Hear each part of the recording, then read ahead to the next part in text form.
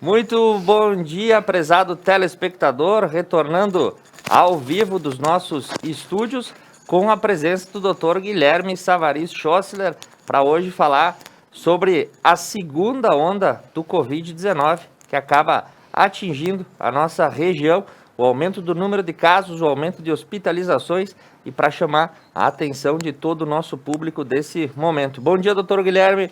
Seja muito bem-vindo, muito obrigado mais uma vez nesse momento que à beira do final do ano se mostra decisivo. E doutor, dispensando apresentações, a gente já é um convidado de várias idas e voltas aqui e sempre que a Covid aparece com mais força a gente tem que conversar para relembrar esses fatos para a população. Mas a primeira pergunta, doutor, é a seguinte: o que aconteceu com o senhor? Houve reinfecção?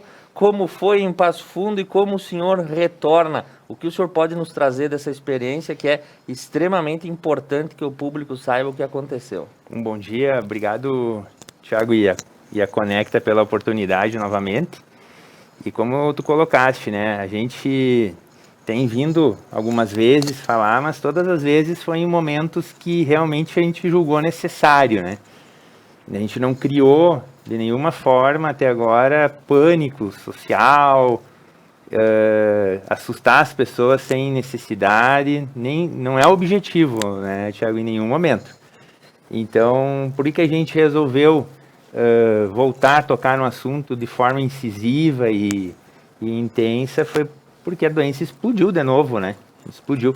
A gente não sabe se foi se é uma nova onda ou se é continuidade da mesma, que apenas aumentou o número de casos por um descuidado, né? E a gente não, ou um vírus mutante que está atacando a sociedade novamente e vai contaminar todo mundo. A gente não tem essa certeza ainda, se daria para afirmar que é uma segunda onda ou uma intensificação da primeira. A gente não consegue diferenciar.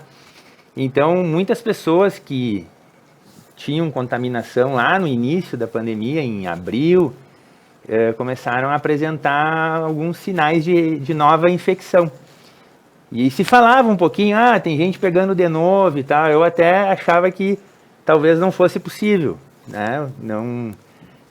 Os médicos, a maioria das pessoas pensavam, não, se tu pegou, tu desenvolveu imunidade e essa imunidade vai te proteger de alguma forma. Se tu pegar de novo, na pior das hipóteses, vai ser uma forma leve, porque teu organismo já conhece a doença. E não é o que a gente está vendo, tá? As pessoas que estão reinfectando estão pegando de uma forma mais grave. Só que para confirmar uma reinfecção, e aí depois eu vou chegar no meu caso, precisaria ter os 2 exames de PCR. Né? Até o Dr. Charles comentou isso, acho, em outra ocasião. O que seria isso? Para a gente confirmar que tu teve 2 infecções, tu tem que ter feito um PCR lá atrás, confirmado essa infecção pelo exame de PCR, e aí novamente numa nova infecção, tu confirmar novamente por um novo PCR. Só que naquele primeiro momento, o PCR era um exame extremamente difícil de acesso. Agora a gente faz PCR em todo mundo praticamente, inclusive a prefeitura está fazendo também. Mas tu consegue fazer nos laboratórios, até por conta própria. Porém, os primeiros exames a maioria não fez. Então a gente tem muitas pessoas que tiveram Covid, que se imunizaram, mas não tem o exame do PCR. Essas pessoas, se pegarem agora, elas vão ser consideradas estatisticamente como uma única infecção, porque elas não têm comprovação, porque os exames de anticorpos podem apresentar reações cruzadas. E a gente às vezes poderia ter um falso positivo. E aí o paciente achar que teve e daqui um pouco não teve. E aí ele pegou de novo ou não. A gente não tem como confirmar. Mas aqueles pacientes que têm o PCR anterior e desenvolveram um novo PCR agora, esses são casos confirmados de reinfecção. E a gente sabe que esses casos estão acontecendo. Lá em Passo Fundo eu acabei internando lá, que é uma pergunta que todo mundo me faz, até é importante salientar, Guilherme, por que internou em Passo Fundo e não em Nova Prata? Né? É que assim, quando eu fiz a primeira tomografia, eu tinha uns 40% de comprometimento pulmonar. Então era viável tratar aqui, inclusive eu tratei uma semana e em casa. Né? Eu nem internei. Às vezes a gente interna os pacientes com 40% de comprometimento, dependendo da idade, dos fatores de risco e tudo mais. Eu não tenho nenhum fator de risco, não tenho minha idade de 39 anos, aí eu optei por tratar em casa. Aí eu fiz uma segunda tomografia e houve uma piora muito rápida. Em poucos dias já estava o exame estava muito pior e a minha saturação tinha caído muito. E aí a gente ficou com medo de precisar UTI. E naquele dia não tinha vaga de UTI em lugar nenhum. Então eu acabei me internando antes, em Passo Fundo, porque se precisasse um leito de UTI, eu já estava lá no hospital e aí eu poderia conseguir o leito mais facilmente. Mas no fim não precisou, fiquei num quarto e acabei melhorando ali, fiquei 6 dias internado no oxigênio para poder recuperar e aí o tratamento funcionou. Mas o comprometimento pulmonar chegou a 70%. O 70%, Thiago, é um divisor de águas, assim. Quando a gente tem um paciente que a gente interna, faz uma tomografia e tem 70% de comprometimento, esse paciente está no divisor quase de se ele piorar mais, ele vai acabar indo para o tubo e vai acabar na UTI. Se ele conseguir segurar ali e melhorar, ele escapa. Então, quando a gente tem esse número, a gente tem que tomar muito cuidado. E hoje, internado ali no hospital, a gente tem uns quantos pacientes que estão pertinho dos 70% ali, no oxigênio, mas estão se mantendo estáveis. E são pacientes que a gente vai tentar dar a volta. Em compensação, poucos dias atrás, chegou um paciente muito ruim,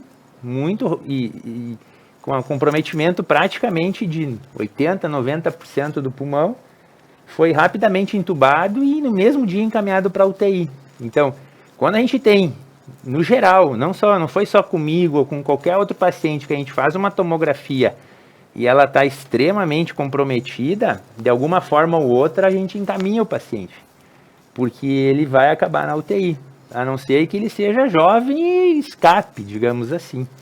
Então, como eu tinha esse risco, eu acabei indo, mas graças a Deus deu para reverter a situação e voltar bem, né? Mas foi um susto. Agora, o Guilherme teve uma reinfecção, né? Eu não tenho como comprovar isso, tá? Eu tive durante 5 meses os anticorpos contra o IgG, que a gente chama, contra a Covid, né? Eu fui fazendo mensalmente. Lá no início teve uma semana que eu tive uns sintomas meio gerais, assim, até nem tinha, acho que não tinha 10 casos de Covid em Nova Prata naquela época, né?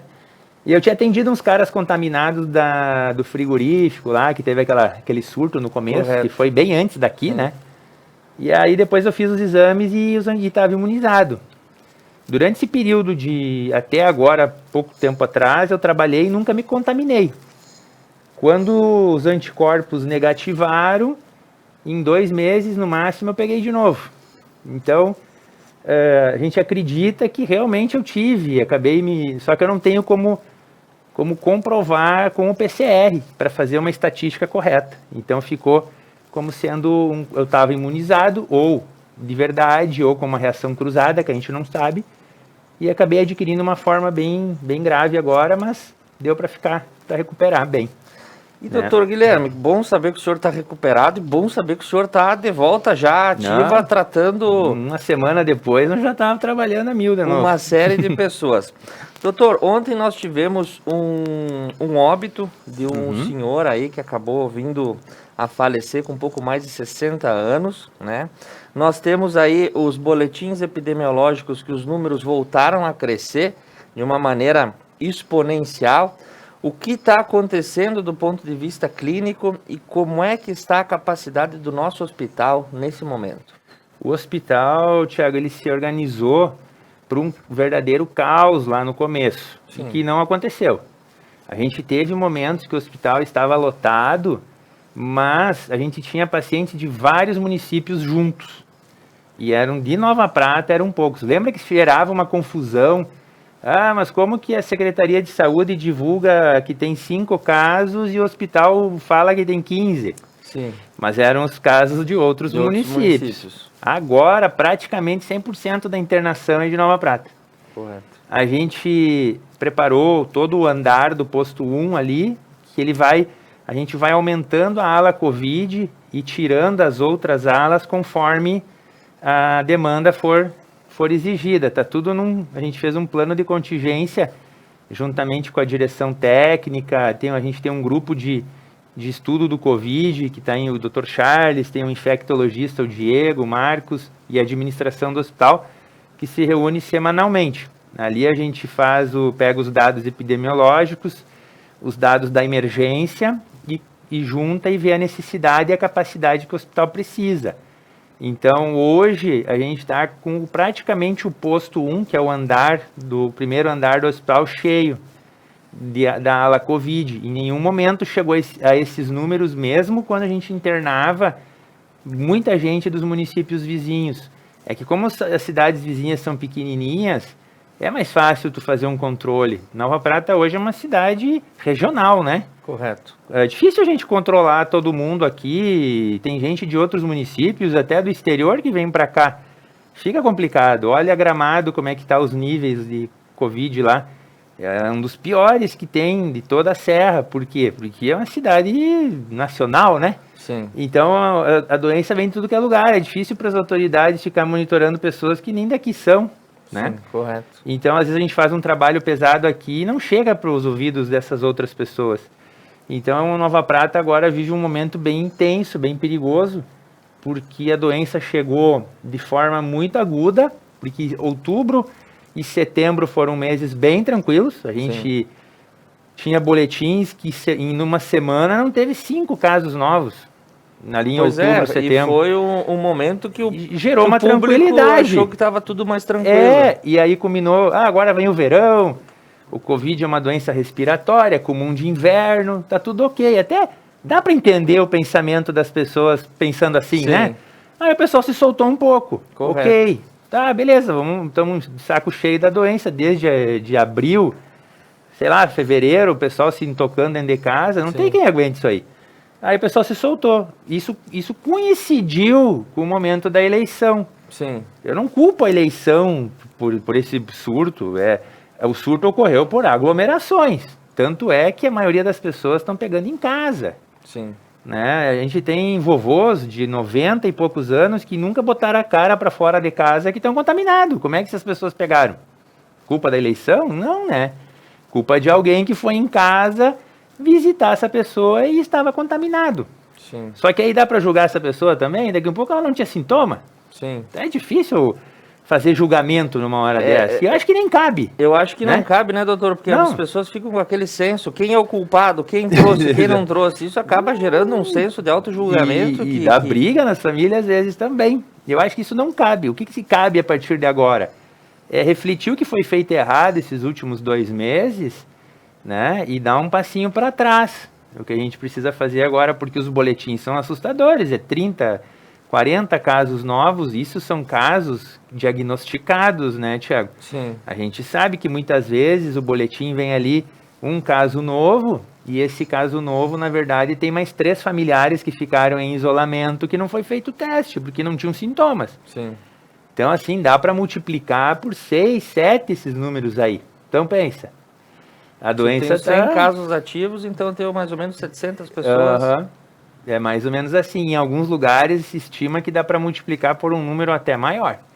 Então a doença espalhou por todo lugar. Então qualquer aglomeraçãozinha que tu fizer de 7, 10 pessoas, tu vai ter alguém contaminado. Entendi. Então agora a gente precisaria, por uns 30, 40 dias, que o pessoal fosse para o trabalho, porque isso eu acho essencial. Sim. Inclusive, eu também não paro de trabalhar, né? E eu acho que as empresas e as lojas, tudo tem que funcionar. Vem Natal, Ano Novo, fim de ano, mas casa, trabalho, né? Eu acho que por um tempinho agora tá de bom tamanho, né? A relação social deve se limitar ao trabalho e às atividades domésticas e acabou. Manter um distanciamento, né, das pessoas. E esperar dar uma acalmada. Assim que os números começarem a cair de contaminação de novo, a gente tem menos vírus circulante. Sim. Aí é outro contexto, né? Daqui um pouco a gente fica aqui 1 mês, 2, tomando um pouco de cuidado e chega a vacina. A gente não sabe se vai vir em fevereiro, março, mas a gente sabe que ela existe e que está sendo aplicada. Então agora a gente tem que ter um pouquinho de paciência, na verdade.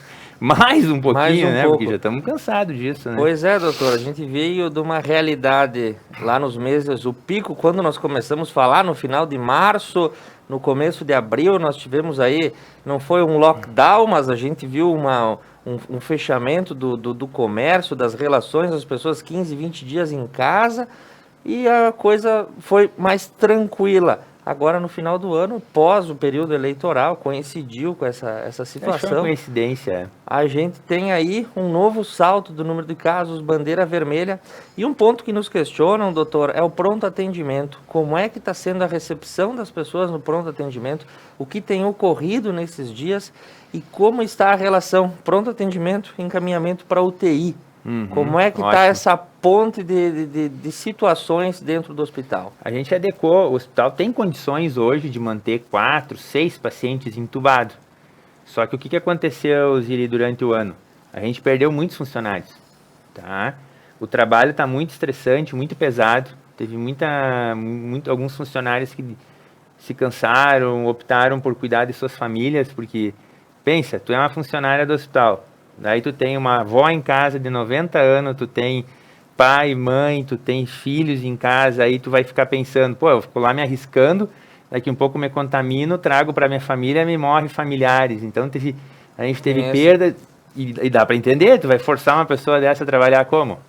Não tem como, aí tu perde funcionário, os funcionários contaminados existem, então a nossa equipe reduziu, aí combina com o fechamento de leitos pelo Estado. O governador, com aquela queda do número, não vai manter 300 leitos de UTI aberto com um custo absurdo, com as condições financeiras que o Estado está, acabou fechando.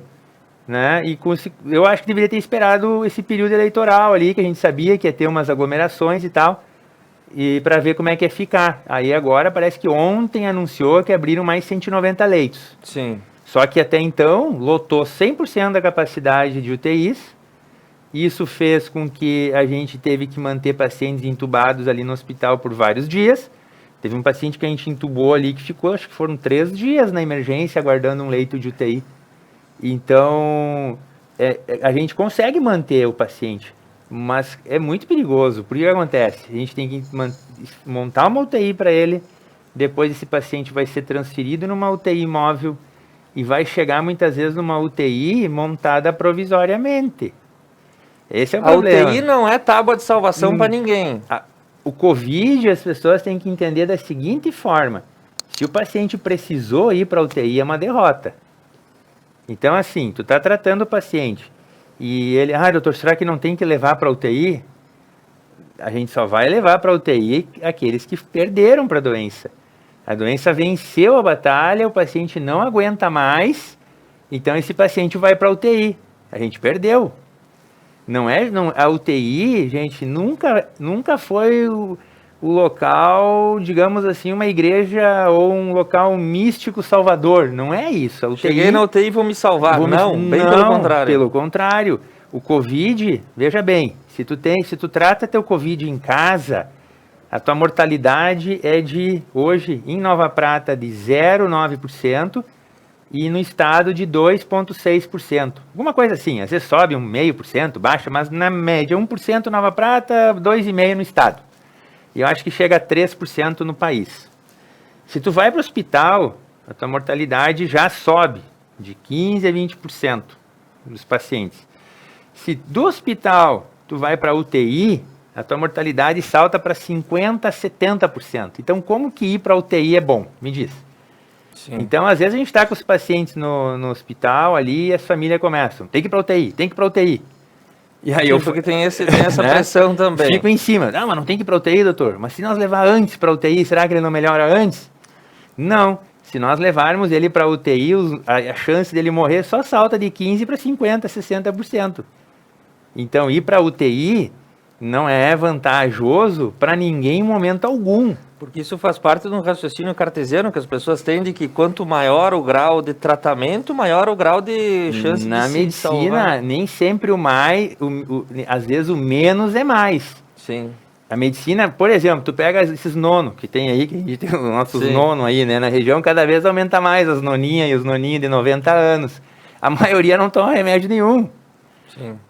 é menos, né? Por quê? Porque eles não precisam, por isso que eles têm essa idade. Correto. Os pacientes que têm que tomar um monte de remédio, que estão super medicados, muitas vezes não vivem nem 60 anos, porque eles têm muito mais doenças. Sim. Então, se o paciente no tratamento médico de internação ele precisar muito mais coisas, é porque não está bom. É o contrário. O bom para nós seria internar os pacientes com Covid e eles melhorarem no andar e ir para casa. Quando precisa de UTI, a mortalidade aumenta. Por isso que a gente segura. O paciente tenta todas as medidas primeiro. Quando a gente vê que o paciente não é, tipo esse último paciente que a gente encaminhou para UTI, ele foi encaminhado direto. Por quê? Porque ele chegou na emergência já sendo um paciente de UTI. E aí sim, nesse caso, a UTI se torna uma grande vantagem. Sim. Porque daí esse paciente ele já queimou todas as etapas e já está na última. Então, se nós demorar para mandar para a UTI, aí ele perde. Sim. Então o Covid a gente precisa tratar todos os pacientes individualmente. A gente tem pacientes jovens que complicam e pacientes de idade que não complicam. E pacientes com doenças que não complicam e pacientes sem doença que complica. Ele é individual. A gente não tem um padrão aqui no Brasil do Covid. Ele está bem assim, ó, de qualquer jeito. Sim. Por isso que todo mundo tem que cuidar. Então, doutor, nós vamos por um rápido intervalo comercial.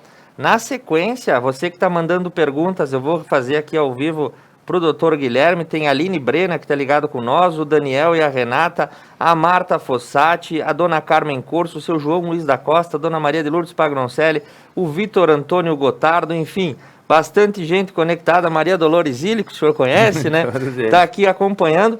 Então, todo mundo que está ligado, nós vamos para um rápido intervalo. Na sequência, a gente retorna com o doutor Guilherme. Nós vamos falar sobre sintomas, vamos falar sobre vacinas e vamos trazer as perguntas dos telespectadores. Fique conosco no Conecta News dessa manhã.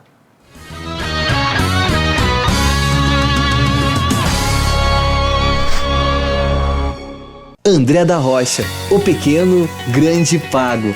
Com a gente que vive e trabalha a cada dia e que com o seu empenho faz a cidade crescer. Por isso, estamos aqui para lembrar que no Supermercado Pioneiro você encontra tudo que sua família precisa. No Woods Lanches, você aproveita e se delicia.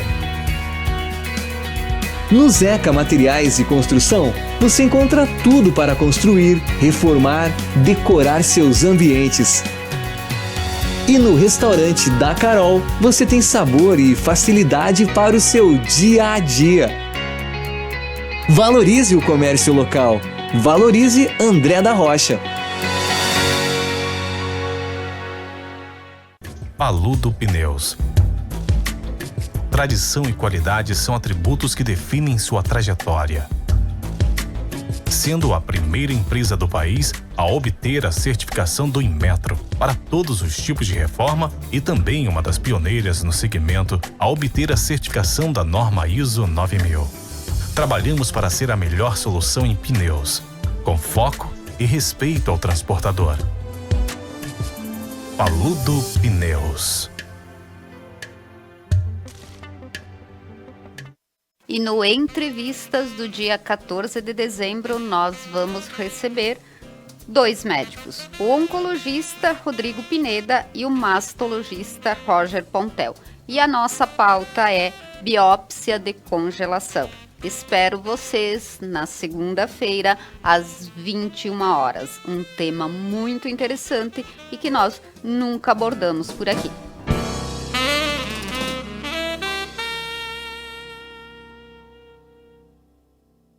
Mais uma novidade para os clientes da Adilnet Telecom. Agora você pode assistir seus filmes, séries, programas de TV, realities e programação infantil favoritos na Paramount.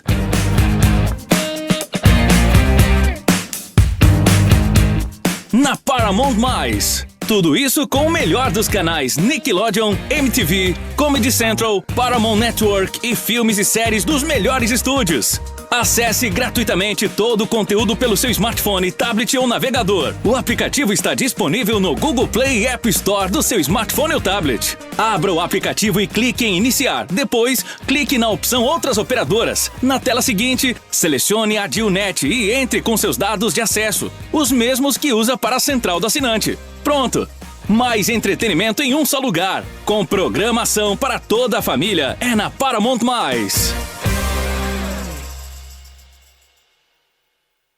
Dom Antônio Empório de Carne. O teu momento em casa precisa ter qualidade. Trabalhamos com cortes especiais, nobre e de procedência.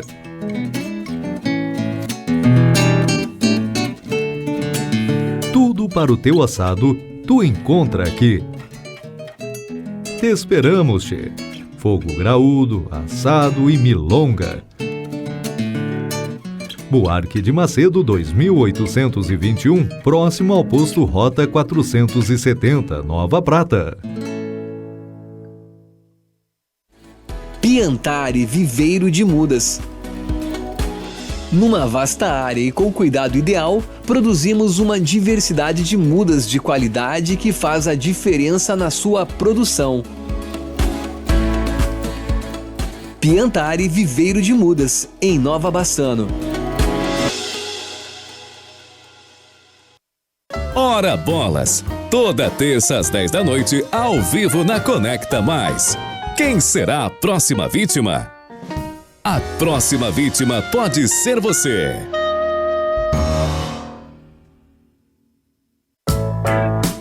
A Tá na Roda atua na prestação de serviços automotivos há 29 anos. Fornecendo uma completa linha de produtos e serviços para rodas e pneus. Oferecendo também baterias, palhetas, geometria 3D, suspensão e freios, balanceamento, o mais avançado alinhamento do mundo e muitos outros serviços para o seu carro. Tá na Roda, o Auto Center mais completo da região.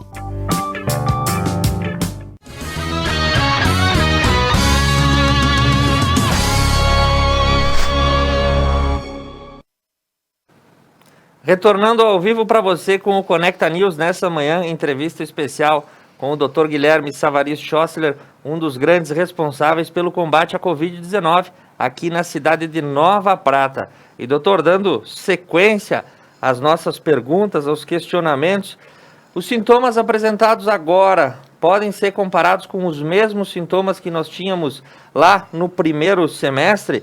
E nas ruas o comentário é: o fulano está com X% do pulmão tomado, está com 80% do pulmão tomado. Essa é uma métrica que vem parar nas ruas, para os comentários das pessoas.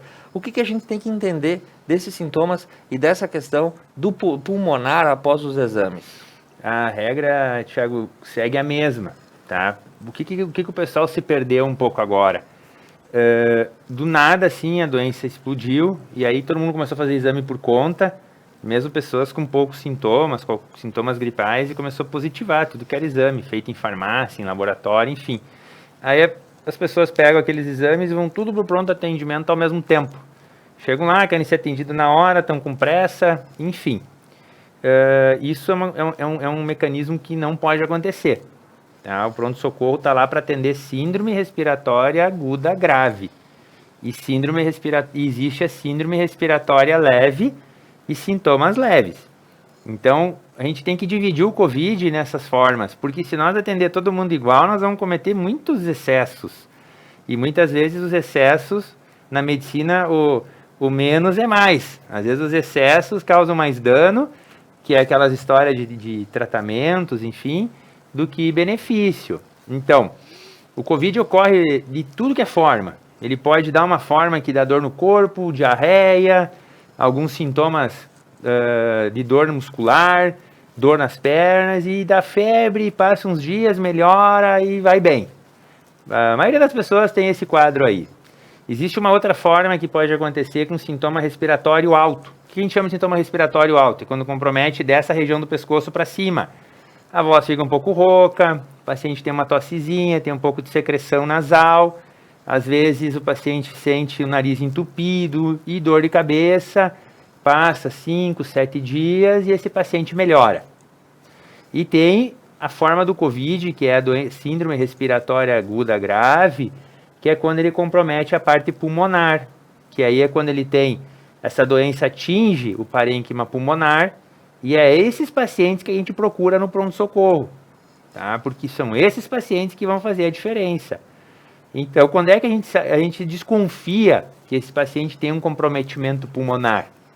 Quando o paciente sente muita fadiga, está muito cansado, vai caminhar para tomar um banho e fica ofegante, esse paciente vai subir uma escadinha e já está cansado, faz febre muito alta, uma febre mais alta por muito tempo, tosse intensa, né?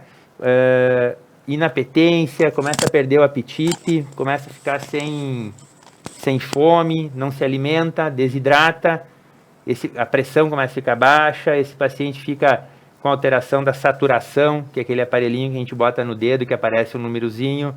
Esses pacientes são os pacientes que a gente vai ter que provavelmente internar, ou iniciar ao menos um tratamento um pouquinho mais intenso, para que ele não fique com maiores riscos, né? Então, o pronto-socorro, juntamente com a autoridade, lá no início, dividiu os pacientes, aqueles que têm sintomas leves, sintomas gerais, mas está se sentindo bem, toma uma dipirona e faz as suas coisas normalmente, devem procurar os consultórios médicos, devem procurar os postos de saúde. Ou, se não tem quase nada de sintoma, aguardar uns dias em casa, porque, na verdade, a maioria das vezes, esses pacientes vão acabar se expondo outras pessoas em locais de atendimento, e na verdade eles não vão apresentar nada e a gente não vai dar nada e ele vai ganhar uma dipirona e um Tilenol e vai ficar bravo ainda porque não ganhou o remédio e ficou 3, 4 horas esperando o atendimento. Então esse paciente não vai ter vantagem de ir num pronto-socorro. Agora, se ele tem aqueles outros sintomas que eu referi, esse paciente se beneficia de uma tomografia e de um exame. A gente viu vários pacientes fazendo exames de COVID por conta, chegando no pronto-socorro lá, brigam com a recepção, brigam com o médico, porque ele fazer uma tomografia. O senhor tem tosse? Não. Tem febre? Não. Mas por que o senhor fez o exame? Porque eu tive contato com um cara que teve. E eu quero fazer uma tomografia, sabe? A gente não existe como a gente fazer tomografia para todo mundo que faz um teste de COVID positivo. Em lugar nenhum do planeta vai ser feito isso. A gente precisa avaliar o paciente, examinar o paciente, escutar o pulmão, né? Porque quando a gente escuta o pulmão, dá para ver se o paciente está comprometido com o COVID, ele não fica escondido. Se tu escuta o pulmão dele, ele vai aparecer uns barulhinhos. Tipo não sei, é da tua época, aquelas televisão que faz aqui. Lembra que tu botava a mão na frente e fazia um... Sim, é só da minha época. Eu pergunto para os jovens, eles não sabem do que eu tô falando. Me lembro. Velho. Aquele barulhinho ali que a gente escuta no pulmão. Quando tem aquilo ali, é certo que tem comprometimento pulmonar. Esse paciente se beneficia de uma tomografia. Tu vai lá no pronto-socorro, bota o aparelhinho no dedo, tá saturando baixo. Tomografia. Esse paciente se beneficia. Mas se não tem tosse, não tem febre, não tem muito sintoma, está num estado geral bom, eu vou fazer uma radiação, eu vou fazer um exame que não é um exame limpo. Ele te traz, se tu ficar fazendo muito ao longo do tempo, problemas. Então a gente evita de fazer. Então a gente tem que triar os pacientes, selecionar os pacientes. O pronto-socorro hoje está preparado para atender essa demanda, desde que seja bem usada. E dentro desses sintomas. A gente aconteceu... Segunda-feira, Thiago, foram quase 100 atendimentos de pacientes com doença respiratória durante o dia. 100 pessoas num dia? num dia. Sendo que junto com isso, tinham 2 entubados, 2 transferências para UTI e tudo mais. Não tem equipe que dê conta disso. Aí depois tu vê reclamações do tipo, fiquei aqui 4 horas esperando, as enfermeiras despreparada, sabe? Não é assim, esse é um julgamento desnecessário, é que nem eu ficar dizendo assim, por que tu pegou Covid? Sim. Por que tu não ficou em casa? É a mesma coisa. A situação tá difícil para as pessoas, para nós também tá. Então a gente vai precisar dessa colaboração na interpretação dos sintomas. E é importante que as pessoas também, às vezes assim, eu atendo muito paciente que me manda, às vezes, os pacientes que eu já conheço, eu vou orientando, às vezes conversa com a secretária. Agora é a hora do diálogo, né? Sim. E o paciente que tem sintoma mais grave, procurar o pronto atendimento. Sintoma mais leve, consultórios e postos de saúde. Doutor, saindo um pouco da realidade do que está acontecendo agora e pensando um pouco daqui para frente, né? No primeiro semestre, pelo menos, de 2021. Vamos lá. Oxford e AstraZeneca, 70% de eficácia. Sputnik russa, 92%. Pfizer, 94%. Coronavac do Butantan, a priori, 97% de eficácia. Esses números começam a surgir e a população começa a se perguntar o que isso quer dizer. Exato. Nós estamos falando de vacina. O que esses indicadores nos trazem? Tem dois tipos de vacina, Thiago. Aquelas que têm interferência no RNA, que são umas novas formas de vacina, e aquelas vacinas que têm interferência, que são utilizadas na forma antiga, que são o vírus atenuado, né? Eu sei que a Coronavac é vírus atenuado, e parece que a da Pfizer é interação com RNA. A Enfim, Pfizer é RNA. Esses números que mostram do lado de eficácia, quer dizer, eles fizeram a vacinação, umas formas de vacina são 2 doses, enfim, e depois foram dosando para ver se os pacientes estavam realmente imunizados. Então, 92% é um bom número, mas tu vê que não é 100%. Mas se tu tiver 92% da população imunizada, o vírus vai sossegar. 95% é da Pfizer. A Oxford parece que chegou a 60 e pouco, 70%, não é um valor muito alto. E essa Coronavac não tem ainda um dado oficial, mas alguns estudos locais de países que já vacinaram mostra que é 80 e poucos %. Na Inglaterra agora saiu uma reportagem que a gente nunca sabe direito se é verdadeira ou não, quando ela vem assim de soco, né? Tem que analisar melhor, mas que deu algumas reações, essa da Pfizer. E alguns pacientes que têm anafilaxia foi recomendado nem fazer. É uma vacina nova, é uma vacina que está sendo feita às pressas, e eu acho que todo mundo entende que está sendo feita às pressas, porque não dá para ficar 5 anos desse jeito, né, cara? Não. Então eles têm que antecipar. Então está se cortando algumas etapas. Eu acredito que vai ser todo mundo vacinado, a gente vai ter alguns problemas, porém ela vai ser aperfeiçoada ao longo dos anos, com certeza. Mas a Pfizer a gente sabe que é uma gigante do mundo das vacinas. Se tu for olhar essas vacinas que tem em clínicas, aí a maioria são da Pfizer, são da AstraZeneca. Eles não vão fazer uma vacina para depois tomar 500 mil processos e quebrar a empresa, né? Correto. Então eu acho que a coisa vai ser séria. Eu não acredito. Tem gente que fala que não vai fazer vacina porque vão implantar um chip para depois me monitorar. Não. Ou tem gente que diz que não vai fazer vacina porque vai virar zumbi depois. Tem essa também, né? Os chineses querem monitorar o mundo e vão implantar um negócio ali. Enfim, gente, assim, ó, independente da onde for a vacina, sério mesmo, a gente tem uma pandemia que voltou, que vai voltar de novo e vai ficar voltando, e tu viu que não fica a imunidade muito tempo. Sim. Então a gente não vai ficar protegido. Se for aprovado que a vacina é segura, independente de sua origem e causa, todo mundo tem que fazer essa vacina. Não tem. Mas eu não gosto da China. Não vou fazer. Sim, que é uma. Que aqui no Brasil conseguiu sabe que vai acontecer se politizar também a vacina. Não tem fundamento, né? Vamos focar na questão de saúde, de sanitaridade, de proteção, de poder voltar a uma vida normal, liberar as praias, as festas, os eventos. Para poder voltar a uma vida normal, a gente vai precisar da vacina, não tem outra saída. Não existe nenhum medicamento, mas isso eu estou falando aqui, é bem sério. Não existe nenhum medicamento, inclusive foi publicada a Sociedade Brasileira de Infectologia, juntamente com a europeia e a americana, publicaram uma nota essa semana que não tem nenhum medicamento que seja eficaz, que se tenha uma comprovação, que foi feito estudo de todos os remédios já que se diz que funciona. A gente não tem nenhum remédio que combate a Covid diretamente, que se mostre que mostrou alguma vantagem entre usar e não usar nada.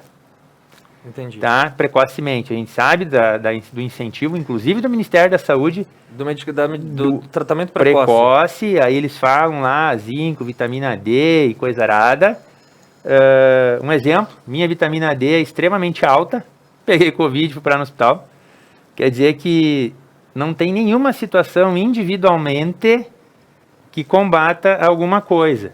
A gente sabe que o sistema imunológico, essa é uma pergunta que certamente alguém vai fazer, como é que eu avalio a minha imunidade, né? Sim. Como é que eu sei se eu tenho imunidade? A imunidade é o todo. E eu vejo que as pessoas que mais vão mal no Covid são pessoas que estão estressadas, trabalhando demais, dormindo pouco, sem tempo de horas vagas, sem tempo de lazer. Com certeza isso é o que mais afeta o sistema imunológico. Que foi o que aconteceu comigo, por exemplo. Sim. Dormindo tarde, acordando cedo, trabalhando demais. O teu organismo não tem tempo de reestabelecer as funções. Ele termina um dia, já começa o outro e não consegue descansar. A produção hormonal ocorre muito de noite, durante o sono. Alguns hormônios têm um ciclo circadiano, que eles precisam do sono para serem produzidos, e tu corta tudo isso aí, e trabalha. Tu não vai estar preparado para quando tu adquirir um vírus dessa agressividade. Sim. Então, descansar, dormir bem, tomar bastante água, comer fruta, atividade...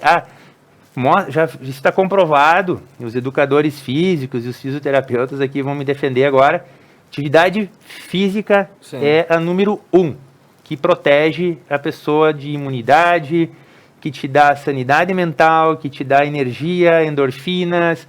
Atividade física produz hormônios e substâncias químicas que te dão proteção.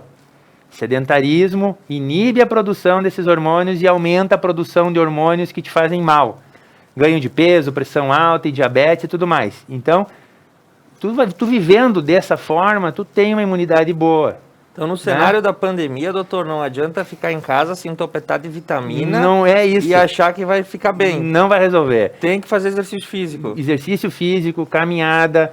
E dá, né, Thiago? A rua tá livre, bota uma máscara, caminha, anda, se exercita. Cuida do corpo. Uma alimentação com menos coisa industrializada. Tudo, as nutricionistas agora vão me defender também. Buscar alimentos em natura, que é aquele que a terra te dá pronta, né? Sim.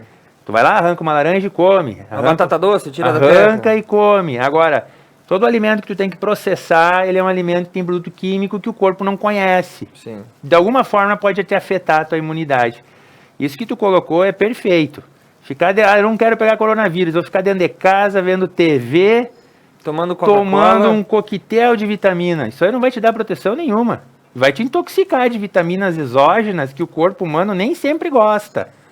Isso não é a saída, né? Por isso que a gente precisa evitar a necessidade de uma bandeira preta e nos enfiarem dentro de um lockdown de novo aí, que não vai ser vantajoso para ninguém. E isso está nas nossas mãos, na verdade, né, Thiago? Doutor, uma pergunta bem pertinente vem do telespectador, é a Aline Brena. Ela fala, bom dia, Thiago, Beto e doutor Guilherme. Doutor Guilherme, qual a importância das famílias permanecerem em seu núcleo familiar de convívio nestas festas de fim de ano? Uma pergunta excelente, porque a festa de fim de ano vai chegar. Vai, né? já 15 dias já está aí. E aí tá todo mundo se planejando para viajar e se juntar e tudo mais. O que vai acontecer? Se nós começar a fazermos reuniões familiares de gente de tudo que é lugar, aonde que nós vamos contaminar os vovô aí, que são os que vão acabar dando problema? Nas reuniões familiares. Vovó não vai em boate, vovó não sai na rua. Não vai. Eu não vejo menos, não sei como é que tá, porque faz tempo que eu não saio, mas não, acho que não estão indo, né? Aonde que essas nonas aí que nós estamos internando estão se contaminando? As pessoas precisam parar para pensar isso. Hoje só eu tenho no hospital internada 3, 4 vovozinhas que pegaram em casa, nunca saíram de casa, e 2 não saem nem da cama. Como que uma pessoa numa cama se contamina? Quem levou? Então, assim, ó, os familiares, filhos, netos, precisam ter essa consciência. Eu sei que os vovôs estão estressados em casa, ninguém mais aguenta, os noninhos estão tudo depressivos, porque as vovós gostam de receber o filho no fim do dia para tomar um chá. Né? E tem filho que tinha esse hábito de sair do trabalho, primeira coisa que faz, vai lá dar um beijo na mãe, antes de ir para sua casa. Isso hoje é perigoso, porque ali o Covid está provado que é um contato pessoal, de um beijo na bochecha, às vezes uma coisinha do contato próximo já é suficiente, por mais que tu esteja assintomático. Sim. Vai visitar a vovó, mas mantenha a distância. Cuida com os produtos novamente que tu vai entregar para ela, porque tem muita gente que vai no mercado, faz a feirinha, tudo Sim. para levar para a avó. Cuida, se limpa bem antes. Esse cuidado agora vai ser importante para nós. Então as festas de fim de ano são muito perigosas, porque elas vão trazer filhos do país inteiro, eles vão vir, vão se aglomerar, dentro de casa ninguém vai usar máscara, não adianta. Ninguém vai evitar abraço, ninguém vai evitar beijo. Não vai evitar, vai ter, e não adianta, eu vou evitar, aí vem o netinho correndo e pula no colo. Pronto, daí tu faz o quê? Atira ele longe? Não dá, né? Aí depois vem as crianças lá, e como é que tu controla 7, 8 crianças junto, correndo dentro de uma casa? Então, isso vai acontecer. Não adianta dizer, não, nós vamos lá, nós vamos cuidar. Não, eu acho que o momento atual, agora, esse fim de ano, eu estou bem preocupado. Porque se a eleição gerou umas junções, e que já vinha acontecendo antes, né, Thiago? Não Sim. vamos ser hipócritas, né? Não precisamos. E seguiu acontecendo depois, né? O fim de ano... Eu acho que somando é o momento mais familiar que existe. Sim. É incomparável. Temos que tomar muito, muito cuidado com esse fim de ano para nós não termos um janeiro desastroso. Porque aí as pessoas que estão em casa, que ficaram o ano inteiro em casa se protegendo, vão receber o vírus de presente lá na mesa da ceia de Natal. Não dá, né? Eu acho que é perigoso. E essa regra, doutor, então a gente tem que tentar evitar ao máximo esse tipo de contato. Infelizmente, é final de ano, as pessoas gostam de fazer, na nossa região, as grandes mesas, as grandes ceias. Natal, né? Aqui na região é tudo, né? Então, Natal e Dia das Mães aqui é indiscutível, né? Então a orientação, doutor, é evitar? Infelizmente, até com uma certa tristeza, eu recomendaria fazer coisas bem núcleos, como a Aline colocou, familiares. Por exemplo, se você já convive naquele grupo, Sim. fica aquele grupo. Porque daí já tem a convivência diária. Sim. Eu acho que daí não... Mas se tu não fazer misturança, né? Porque daí se tu tem um núcleo contaminado, tu vai contaminar o outro, né? E aí depois de 15 dias nós vamos viver um momento horrível de novo. Não compensa. Lá em 15 de janeiro, o hospital lotado. Lotado de novo do efeito Natal. Até às vezes a gente conversa com o pessoal que analisa estatística, eles falam que demora um pouquinho mais, até 30 dias pode ser o reflexo. Sim. É muito tempo para tu colher frutos negativos de um momento, né? Então eu recomendaria tomar muito cuidado. Tem uma dica que eu falo, aquelas pessoas que já tiveram ou que se sentem imunizadas, então, de repente façam os anticorpos ali antes do Natal. Se tu tiver IgG positivo, teoricamente tu está imunizado. Sim. Então tu já tem uma proteção natural por aquele mesmo vírus que te gerou aquela IgG. Se for um outro vírus mutante, aí tu não está protegido. E aí, como é que tu sabe? Não tem como saber. É difícil, né? Eu acho que agora o momento ficou bem pior que estava antes, porque antes nós tinha controle da situação, agora nós não temos mais. Importante frisar. Doutor, nós estamos indo para o finalzinho, nós temos pouco mais de 3 minutos para fechar a nossa grade. Eu gostaria das suas considerações finais e que o senhor também colocasse aí a par da comunidade, né, a situação de quais são as orientações para esse final de ano. Acho que isso precisa ser muito bem frisado para quem nos acompanha e para quem não pôde acompanhar, daqui a pouquinho vai estar disponível a entrevista do doutor e a gente despacha pelo link do YouTube. O que eu posso resumir em poucas palavras é que a gente chegou no verão numa situação que a gente não queria. Eu acho que a gente foi bem o inverno todo aqui na cidade e essa situação não é só em Nova Prata, eu acho que ficou generalizada no país todo. Ontem o Ministério da Saúde divulgou uma nota com novamente praticamente 1.000 óbitos no país. Sendo que o máximo que a gente teve foi 1.300, 1.400 por dia, já estamos quase no pico novamente. E em pleno verão. Aquela curva que ia passar, ela não fez passou. assim e está subindo. Está subindo na Inglaterra, na Alemanha, nos Estados Unidos novamente e no mundo todo. Então, não é um problema nosso aqui. Eu acho que compensa muito a gente refletir um pouquinho na real necessidade, no quanto esse fim de ano vai fazer diferença ao longo da tua vida. Talvez a gente abra mão de um momento de contato familiar, entre parentes, e possa ganhar depois mais 20, 30 contatos finais de ano. Daqui um pouco... A poupar um Réveillon pode ter Daqui um pouco, a gente dá uma segurada esse fim de ano. Em fevereiro, março, a gente vacina a população e fizemos um Natal em abril. Sim. Já que o carnaval também foi criamos um transferido. feriadão de 5 dias ali e todo mundo depois aproveita, né? Eu acho que dá para a gente dar uma segurada, já sofremos bastante, o pessoal que organiza eventos já está esgoelado, de saco cheio também e com dificuldades. A gente entende que tem uma pressão também em cima do governo para liberar as coisas, de tudo que é forma. Mas a gente tem que pensar agora entre as pessoas, individualmente, cada um tem que fazer a sua parte. Eu acho que não precisa ter fiscalização nenhuma quando uma sociedade entende a causa e as pessoas mesmo se cuidem. Eu acho que agora é o bom senso e a gente tem que saber que a gente perdeu essa de novo, né?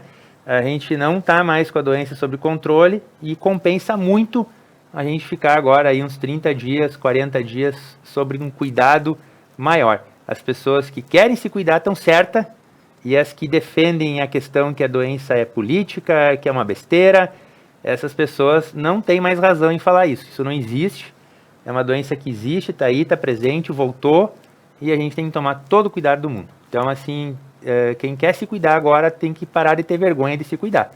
Que ali em setembro, outubro, criou esse ambiente de que quem botava uma máscara estava fazendo fiasco. Sim. Isso aí terminou, está valendo novamente os cuidados. É isso que eu posso passar para todo mundo, mas não deixar de frequentar as coisas e comprar. Eu acho que tudo é possível ser feito, com a consciência e com as devidas precauções. Doutor Guilherme, muito obrigado. A gente poderia conversar aí o resto da manhã, mas o nosso tempo é exíguo e nós vamos disponibilizar ainda hoje nas plataformas da Conecta Mais a entrevista do Dr. Guilherme, que é extremamente esclarecedora. E havendo necessidade, doutor, o senhor retorna à cadeira para trazer orientação a toda a nossa população. Doutor, muito obrigado. Um bom dia de trabalho. O senhor já vai voltar para o batente já. E o Conecta News retorna amanhã às 8 horas da manhã. Muito obrigado a você que nos acompanhou nessa manhã de quinta-feira.